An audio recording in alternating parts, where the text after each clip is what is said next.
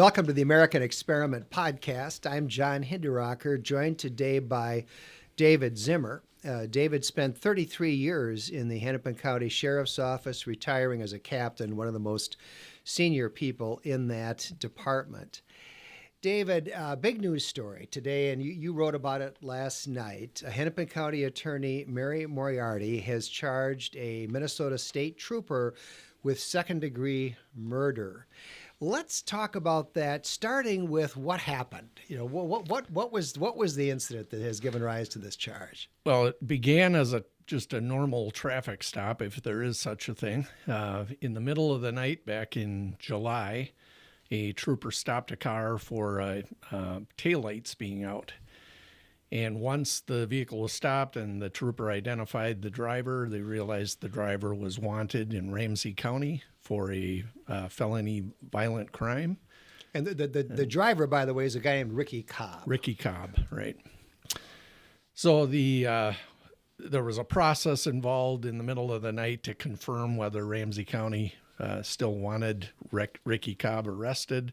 They did. Backup officers arrived, and when they went up to the car to attempt to get Ricky Cobb to cooperate and get out of the car to be arrested, he refused. Over a very short period of time, troopers attempted to get into the car to pull him out physically. So let's just pause for a minute and kind of set this scene. So we now have two squad cars, two patrol cars on the scene. Right? Three, actually. There were a total of three troopers on scene. Okay. So two troopers come up to the car, which is now on the side of the road, having been stopped, right? Right. With Ricky Cobb in the driver's seat. Yes. And the trooper who's on the driver's side is talking to Mr. Cobb. Right. And he asked him to get out of the car, right? Right. And is that standard practice if you're going to put somebody under arrest to first you get him out of the car? Yes. And why? What do you do? How does that work? Well, you want to gain compliance, and you also don't want to instill some reaction in the person to take off on you. So I think you can, if you watch the video, you'll see they don't go up and tell him he's under arrest right away. They're trying to gain his compliance to get out so they can explain more to him. I think Ricky Cobb, we know about his history now. He understood what was up. He understood he was being arrested. He also understood he had a firearm with him.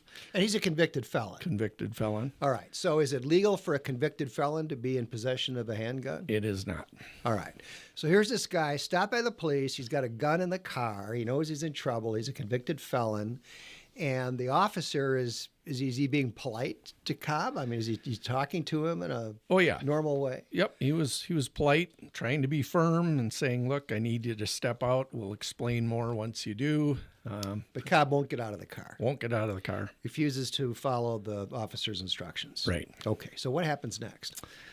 So like I say, in just a matter of seconds, once the troopers finally decide we have to open up the car doors and physically go in to pull him out. All right, well, that's the next thing, right? So the trooper on the driver's side, since Cobb won't get out of the car, he decides he's got to reach in and pull him out of the car, right? Right. And does he open the driver's side door then to do that? Yes.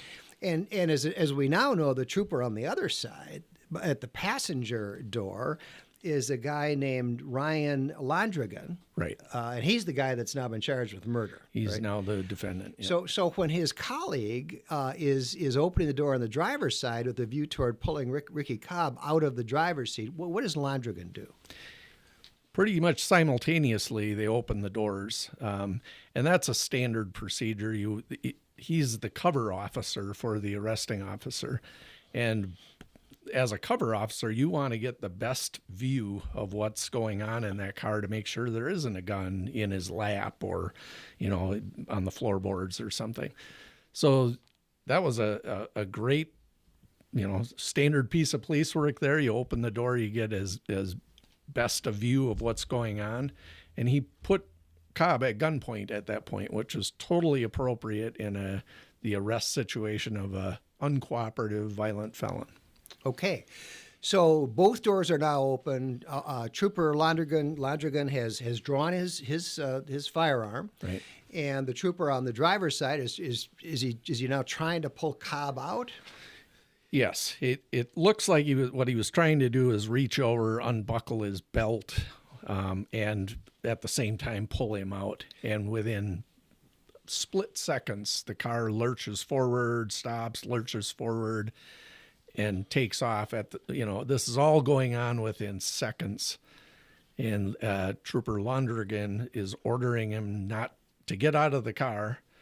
And as the car takes off, with both troopers' torsos in the car, Londrigan fires 2 shots in an attempt to get him to stop. Both troopers are thrown onto the freeway fairly violently. You can watch the video. The body cam device worn by Londrigan is actually ripped off his uniform, which is pretty significant. It's laying on the freeway as they give chase. So, put yourself in that position, 2 a.m. on a busy urban freeway. Highway 94, right? Highway I-94 north of Minneapolis. I think most people watching this have probably driven that stretch. Cars going by 65 miles an hour, hopefully less. And these troopers were doing their job in that environment and being thrown into lanes of traffic because of the actions of Ricky Cobb. So let's go back to that for a moment. So I take it that these cars have actually been at the side of the highway for a little while now, right? A little time has gone by. Yes, the whole thing took about 20 minutes. And so Cobb's vehicle had been in park. Yes. And so the officers say, get out of the car, get out of the car. He won't get out of the car. So the officer on his side opens the door and is just beginning now to try to unbuckle him and pull him out of the car. And Cobb then must have put the car into drive. Is that right? Right. When he was told he was under arrest, because eventually the officer making the arrest said, look, you're under arrest. This is now an arrest situation.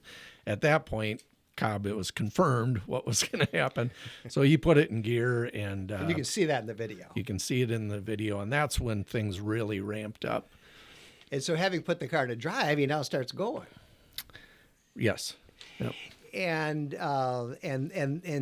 so we got a situation here where we have a felon in possession of a firearm, fleeing an arrest illegally, starting to drive when he's got 2 state patrolmen partly in his vehicle, part in, part out, right? Right. Is that a dangerous situation? Extremely dangerous. And I think people kind of, they toss it out. They don't think about the danger that's involved there. And the second guessing that would go on if they didn't affect the arrest. They just learned that this guy had violated a domestic abuse no contact order. He's got convictions for strangulation of domestic partners in his past. And I think there's this notion out there, well, they should have just let him go, catch him another day. Well, this is a guy that's actively wanted by Ramsey County for violating a no contact order. And had they not affected that arrest, and had he gone and done something terrible to this woman, the second guessing would be rampant. And the other thing, Dave, and you and I have talked about this before, and I'm kind of hardcore, maybe, I don't know, but it seems to me that you just can't have, as a citizen, I don't see how you can really have an environment where if the police stop somebody in a vehicle situation and put him under arrest or try to put him under arrest, and he just says, heck no. You can't arrest me. I'm out of here. Right. And steps on the accelerator, and the police are supposed to what? Just wave goodbye? It's a really dangerous environment that we're creating. This notion that you don't have to respect officers. You don't have to. You can dispute when they tell you are under arrest.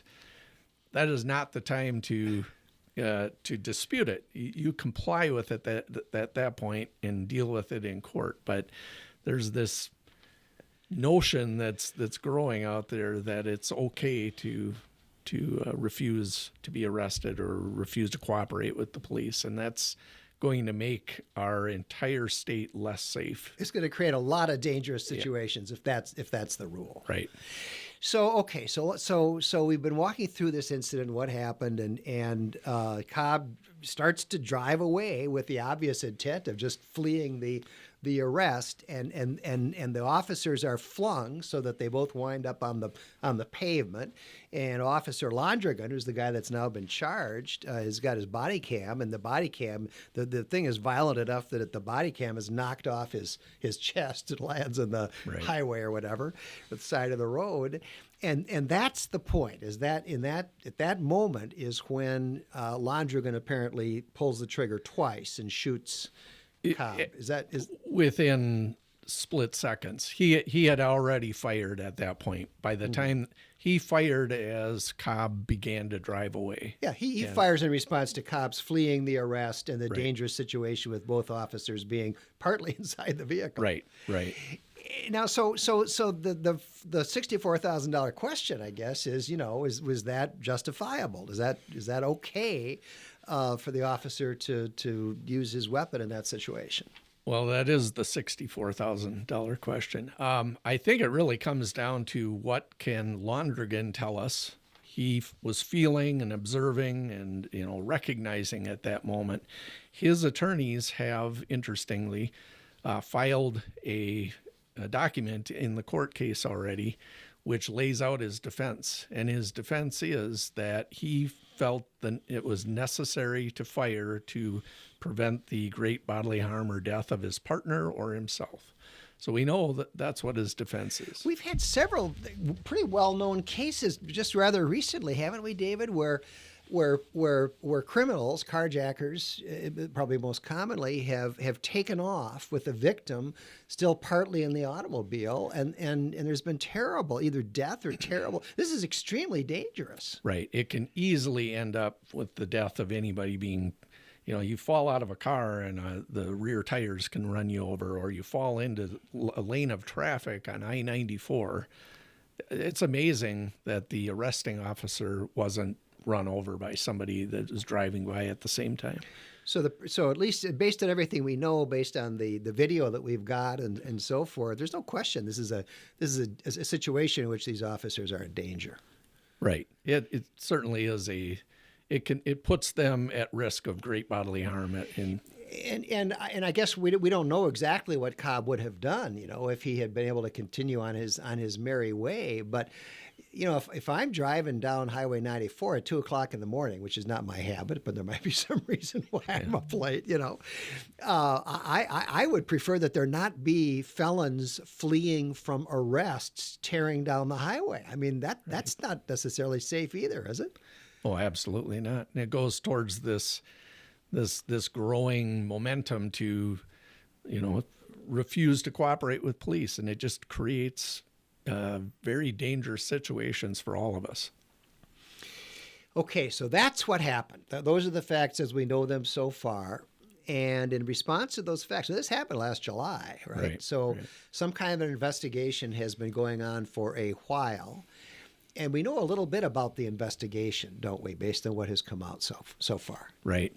Looks like the BCA investigated for about a total of 7 weeks. Bureau of Criminal Apprehension. Bureau of Criminal And it's Apprehension. routine for them, that's a state agency, it's routine for them to investigate in any officer involved shooting, is that right? It is. They actually have a dedicated unit specially trained to handle these types of use of force cases. By the way, you yourself have investigated a lot of use of force cases, haven't you? Yeah, back in the late 90s to early 2000s, I investigated about 25 officer-involved deadly force cases in Hennepin County. And so we know the BCA was involved early on. And what else do we know about the investigation? So they end up, once their investigation is complete, they turn their reports over to the applicable county attorney where the incident happened. This was Hennepin County, so Mary Moriarty's Hennepin County attorneys received the case.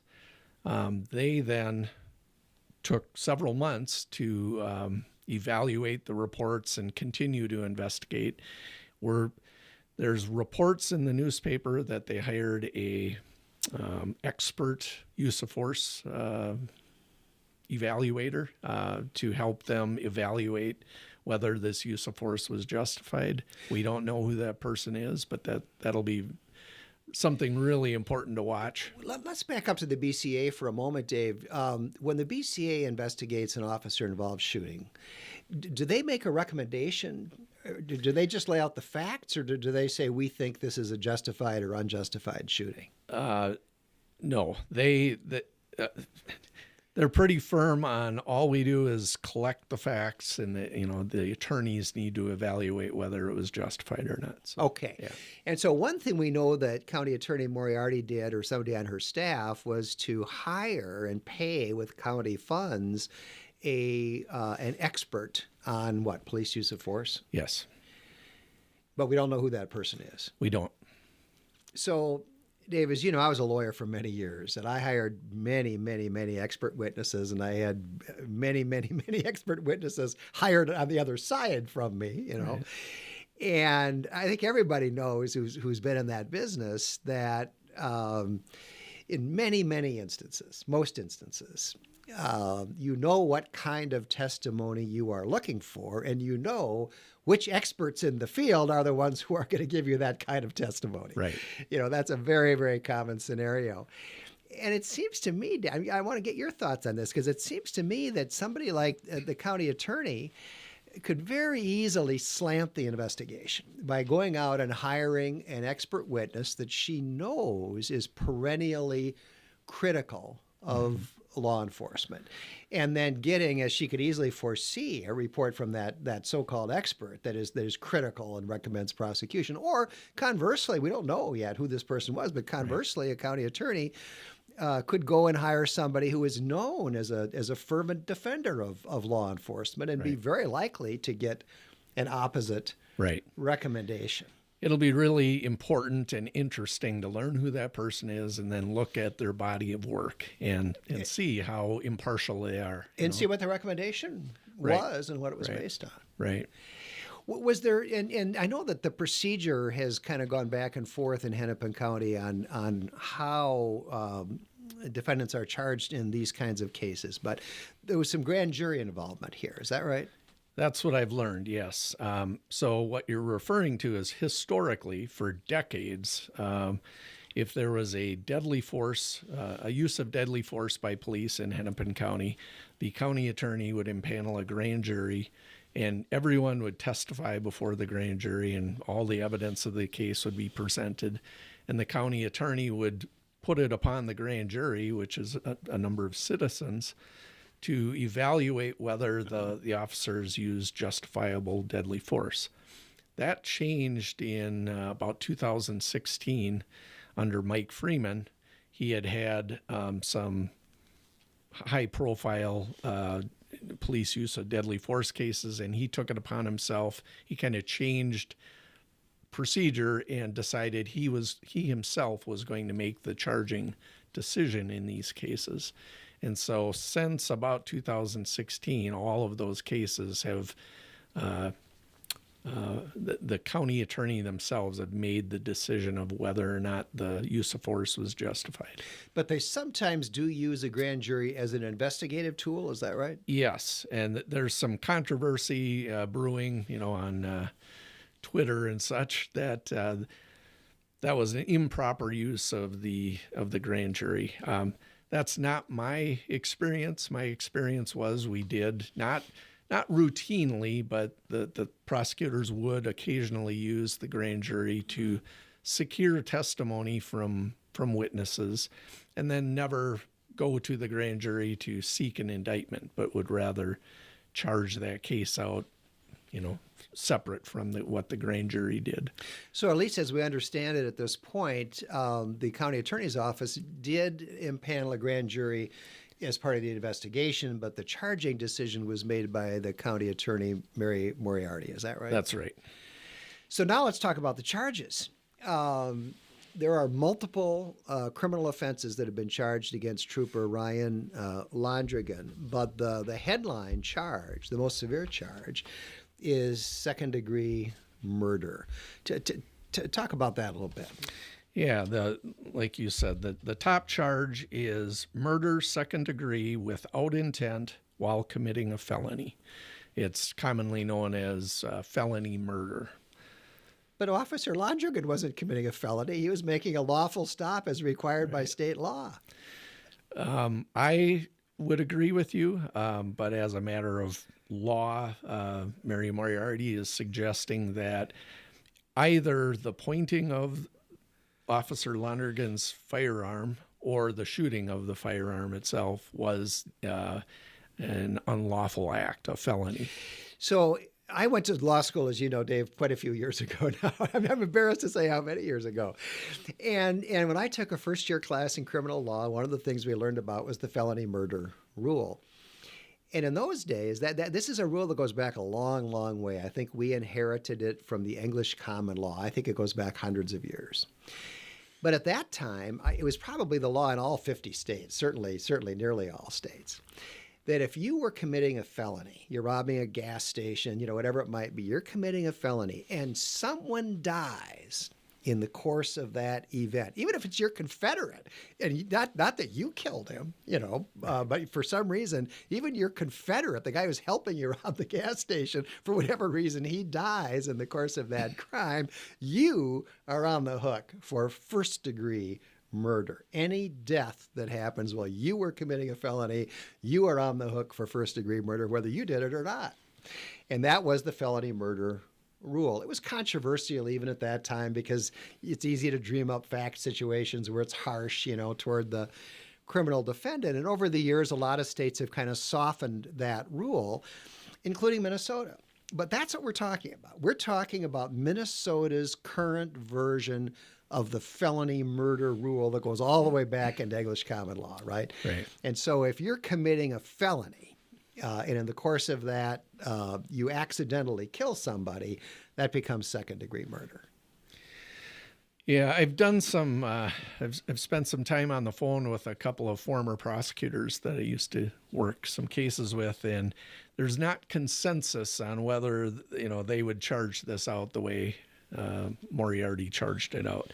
So the way she's parsing it is, again, and we'll learn more about this as the thing unfolds, but just based on the criminal complaint, the way she's parsing it is that Trooper Londrigan committed a felony. I take it by pointing his gun at Ricky Cobb. Pointing the gun or actually firing the gun. It's not clear. Or firing the gun, but then now it's felony murder because when the bullet hits Ricky Cobb, right. So she's using the same act to be the felony and the murder. And, people can debate this, and I don't know if any Minnesota court has really looked hard at it or not, but my opinion as a lawyer is that you shouldn't be able to bootstrap an incident like this into a felony murder by calling the same thing, the same thing, the felony the guy is committing. And oh, by the way, the person died, so now it's felony murder. I think she's overcharged this case. That's my opinion. It doesn't seem logical, but like I say, there is not consensus in the people that I've talked to that have charged out these kinds of cases. So. Sure. This may not be the first time. In fact, I know it's not the first time it's been. No, it's in fact one of the former attorneys that I spoke with reminded me that this is actually how many gang shootings get charged out. But that's in itself kind of very, very different. Because that's very different Right. because the gangbangers were in fact committing a felony. Yep. They're in a dark alley committing a robbery or a drive-by shooting or something. These are on-duty police officers effecting a lawful arrest in a very volatile situation created by the person they're trying to arrest. Totally different circumstances, and it's troubling that we're not, giving any benefit of the doubt to this trooper. Well, I find that troubling for sure, and based on what we know now, David, are you prepared to express an opinion? Let's assume you're an expert witness. Are you prepared to express an opinion as to whether this was a justified shooting, or is this something where we need to continue to let the facts play out? Well, certainly I can have an opinion, but like I mentioned earlier, what's really going to be key is what Lonergan has to say about what this all is based on what he was feeling, what he was experiencing. And, I think they can show, his defense attorney will want to show he is a reasonable officer. The entire law is based on how would a reasonable officer respond to this situation. And this is a young guy who, he was only on for a year and a half or so, but he had already been commendated for his work. He was a well-respected, hard-charging trooper doing great work out there, and there's nothing to indicate he was not a reasonable officer. So we've got this charge now. It's just been brought, I guess, yesterday. What can we look forward to from here on? How is this going to play out? Well, it sounds like his first appearance is on the 29th, which I think is Monday. I haven't looked, but he'll make a first appearance, and the next court hearings will just fall in place after that, and we will certainly be there for every moment of it. We are going to follow this story very, very closely because I don't live in Hennepin County. I happen to live in Dakota County, but I spend a lot of time in Hennepin County. Our office, for one thing, is in Hennepin County. Yeah. And I want Hennepin County to be a safe place. Yeah. And when you let criminals off, we had a case recently where the county attorney, Mary Moriarty, wanted probation. Well, will you tell me? It was probation for a carjacker who... What was that crime? So about 4 or 5 years ago, a juvenile, 2 juveniles, committed a carjacking, and while committing the carjacking, both juveniles fired and actually hit the defendant, or the victim. By the way, that is felony murder. They were committing the felony of carjacking. There you go. And then they continued on to shoot the victim. Long story short, 4 or 5 years later, Mary Moriarty is the prosecutor of this case. It hasn't gone to trial yet because one of the defendants fought becoming adjudicated as an adult.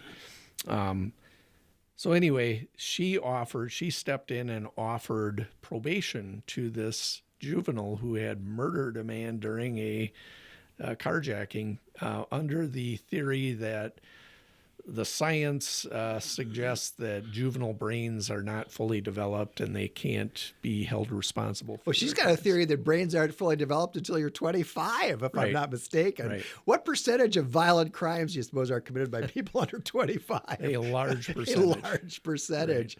Right. And so I guess my point, David, is, if you've got a county attorney who doesn't want to charge criminals, even murderers, and really have any serious penalty, as in the case you mentioned, but is just champing at the bit to bring criminal charges against police officers. That's my characterization. Yeah, I know I put things a little more colorfully sometimes than you do, David.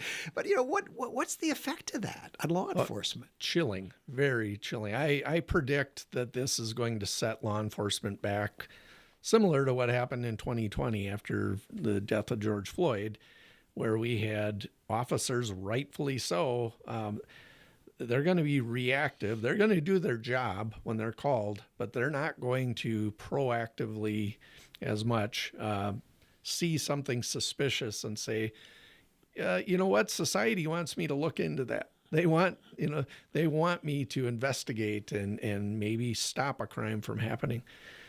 The message is being sent very loud and clear to our officers now that society doesn't want that to happen. And that's a horrible message to send. A healthy society should want its police to be proactive and investigate suspicious activity and maybe prevent things from happening. Well, a healthy society also wants to have adequate numbers of law enforcement personnel, right? And I mean, the city of Minneapolis was ordered to hire more police officers by a court. And they can't. And they can't. You know, who wants to be a police officer for the city of Minneapolis after the police chief testified in a criminal case against one of his own officers? But it's not just Minneapolis. You know, I know of suburbs. You know, where you're trying to hire police officers. It's very hard to get people into that profession. I think across a lot of the state of Minnesota. I've been in the profession and around the profession since the mid 80s, and I've never seen anything like it.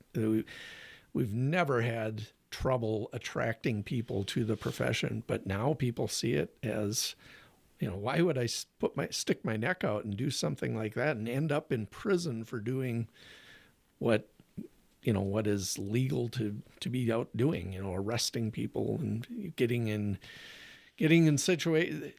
The police have such a tough job, and again, I've used this phrase of we need to give them the benefit of the doubt. When you read this complaint, it's 7 pages long, and the narrative is about 3 pages. A full page and a half of narrative deals with 3 seconds in time. And 7 months later, to be sitting back and judging the actions of officers at 2 a.m. on a busy freeway over milliseconds, and to be judging their activity is really tragic to me. Milliseconds during which this officer, Ryan Londrigan, had good reason to believe that his colleague, the officer who was on the other side of the car, and he both were in danger of severe physical harm. Right. Well, it's a very interesting case, and I would say it's a very sad case. But David, thank you so much for being on top of it. Everybody should go to AmericanExperiment.org and read what you've written there. I think it's an incredibly helpful, solid, and dispassionate professional analysis of what is going on here. And David, I'm sure you're going to stay on top of this story as it continues to develop. Yeah, I certainly will. Thank you very much. Thank you.